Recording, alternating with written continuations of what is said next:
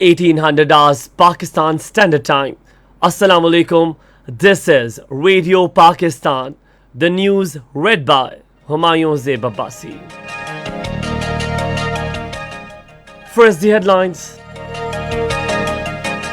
Prime Minister has reaffirmed government's commitment to bolster agriculture production to meet the requirements of growers.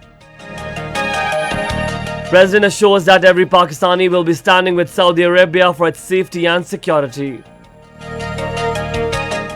Pakistan has been elected as a member of the Board of Governors of International Atomic Energy Agency for the next 2 years. Pakistan says constructive and continuous engagement of international community with interim authorities in Afghanistan is imperative for peace and stability.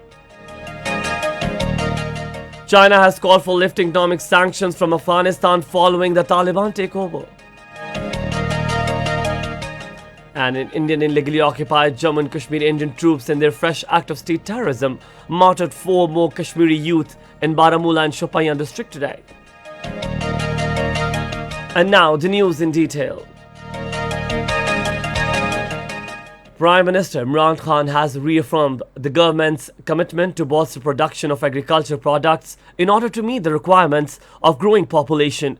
He was addressing a ceremony in Dera Ismail Khan today in connection with distribution of Kisan cards amongst the farmers and inauguration of command area of Gomal Zamdam and Pakistan Agricultural Research Council's research stations. The Prime Minister said we have done all the planning to locally produce all the essential items including pulses and palm oil. Imran Khan pointed out that it is the first time that work has been started on construction of 10 dams which will significantly enhance the water storage capacity. He said the government is also focusing on primary education and primary healthcare system to check the population growth. Prime Minister Imran Khan will deliver the policy address through video link at the 76th session of the United Nations General Assembly tomorrow, outlining Pakistan's perspective on key regional and global issues. The Prime Minister's policy address will serve to enhance Pakistan's diplomatic outreach and engagement with its international partners and key institutions. Pakistan has always played an active and constructive role in the United Nations framework and supported the organization in the effective discharge of its mandates for addressing various regional and global issues as well as contemporary challenges. The address will reflect Pakistan's abiding commitment to multilateralism and affirmation of the United Nations' central role in the maintenance of international peace and security, promotion of sustainable development and respect for human rights worldwide. President Dr. Arif Alvi says Pakistan and Saudi Arabia have strong relations based on Islamic, cultural and economic ties for a long term. Addressing an event in connection with 91st National Day of Saudi Arabia in Islamabad today, he said Pakistan gives immense importance to its relation with Saudi Arabia as Riyadh has supported Islamabad in every critical time. The president said relations and cooperation between both countries are exemplary at world level. He assured that every Pakistani will be standing with the Saudi Arabia for its safety and security. Appreciating the Saudi Vision 2030 of Crown Prince Mohammed bin Salman, Dr. Arif Alvi said this would be a historical change and turning point for the Islamic country. The president said that it is unfortunate for the Muslim world that Iraq, Afghanistan and other Muslim countries were targeted on the basis of fake news. He said the Ummah should aware of fake news and prepare for this type of war. Foreign Minister Shah Mahmood Qureshi has stressed the importance of international community's earnest engagement with Afghanistan and provision of necessary humanitarian development assistance to Afghan people. He was talking to President of International Committee of Red Cross Peter Maurer in New York. He outlined the contributions made by Pakistan towards the mitigation of humanitarian situation in Afghanistan, especially through its support for the establishment of a humanitarian corridor and provision of in-kind assistance comprising food and medicines.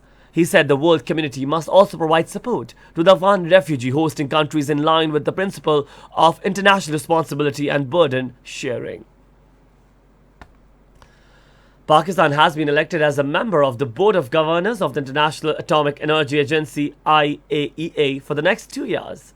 A Pakistani delegation led by the chairman of Pakistan Atomic Energy Commission attended the IAEA's General Conference in Vienna Austria, where the election was held. Confirming this in a tweet, Pakistan's embassy in Vienna said Pakistan remains committed to agency's work in promoting peaceful uses of nuclear energy in keeping with its mandate, Atoms for Peace and Development. This is Radio Pakistan.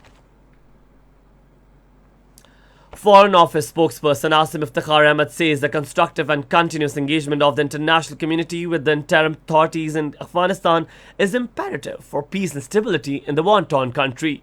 Replying to a question during his weekly news briefing in Islamabad this afternoon, he said, keeping in view the serious humanitarian situation that is confronting Afghanistan, it is a shared objective of Pakistan and other countries to make a contribution toward a peaceful, stable and sovereign Afghanistan.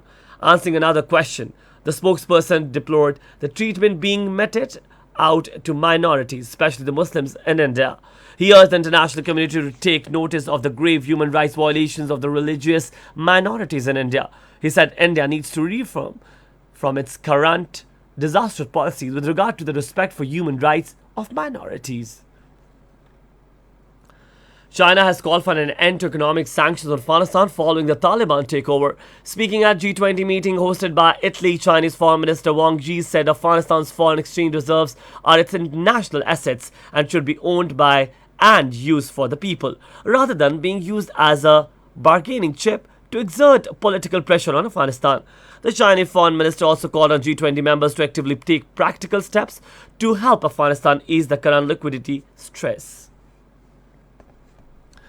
Minister for Planning and Development Asad Umar has reiterated to Pakistan's commitment to multi-billion dollars to China-Pakistan Economic Corridor project.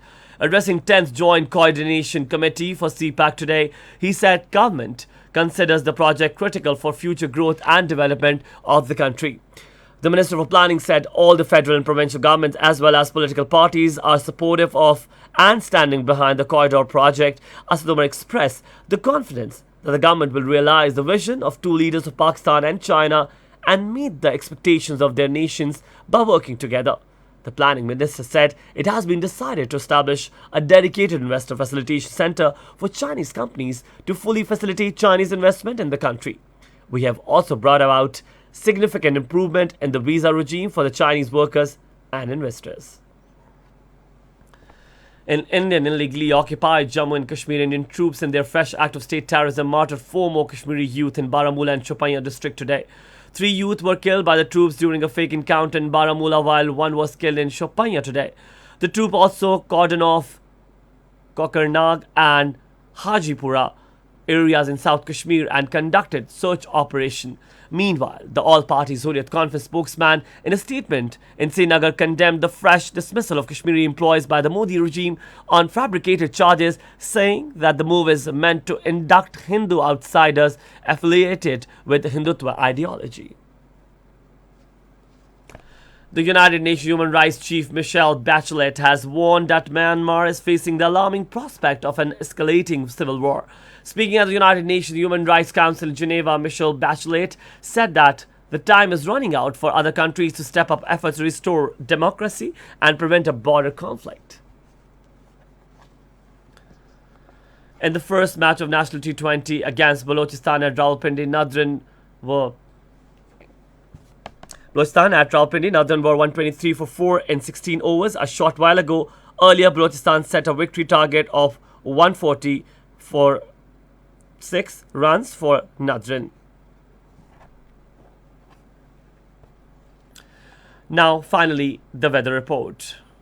Rain with wind and thunder shower expected in South Punjab, Upper Khyber Pakhtunkhwa, Sindh, Eastern Balochistan, Gilgit-Baltistan and Kashmir during the next 12 hours.